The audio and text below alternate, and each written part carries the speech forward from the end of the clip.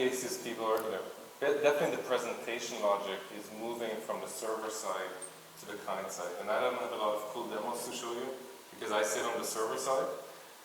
But as the presentation logic is moving, people typically ask me, so is there going to be less usage of PHP on the server side? Now you can do all these cool things in HTML5 and JavaScript on the client side. And for maybe some of the folks in the audience, it's almost the same question of asking, is Intel going to sell less data center chips because there's more things, more presentation logic moving to the client side? And the reality is exactly the opposite. What's basically happening is that richness that you're seeing on the client side is driving a lot more requests into cloud services. So there's a lot more granular requests happening for payloads. Those payloads have to be a lot more responsive. So now you're getting a lot more requests going into the server side. Those server side requests have to come back faster. You have billions of mobile devices and tablets accessing, sometimes on high latency networks. So you're also dealing with a concurrency issue, where you have a very vast number of connections open to the server side.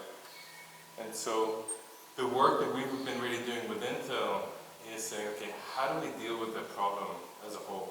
Okay, it's not just about getting HTML5 to work fast on the client side or PHP fast on the server side. But if you look at this as a system as a whole, the client side and the cloud services that the client side is consuming, how do we optimize that?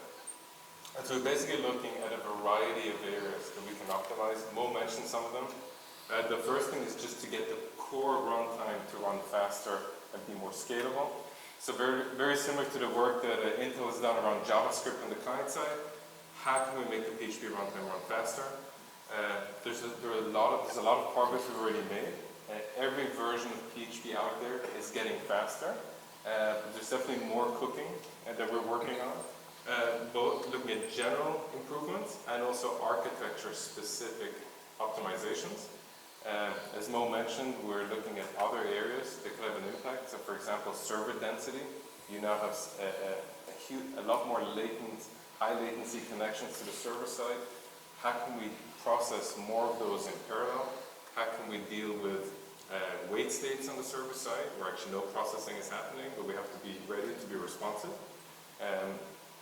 And then also just in general, if you're looking at these contextual experiences that are basically accessing your backend systems, accessing SaaS platforms, social networks, how do we start thinking about the I/O issues that we're going to see in a cloud service, distributed cloud service-based architecture?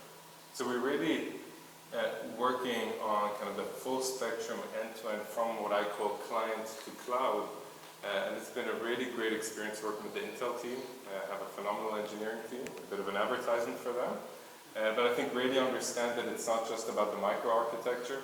It is really around the overall compute experience end-to-end, how you really vertically integrate all these systems to get the best performance.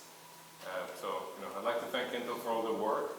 And you'll definitely see a lot more coming from, I would say, both the open source community, Zen and Intel, on how we make those experiences better and ultimately make the whole experience around the contextual video demos and all those pieces better also from the server side. Thanks. Thank you very much, Andy.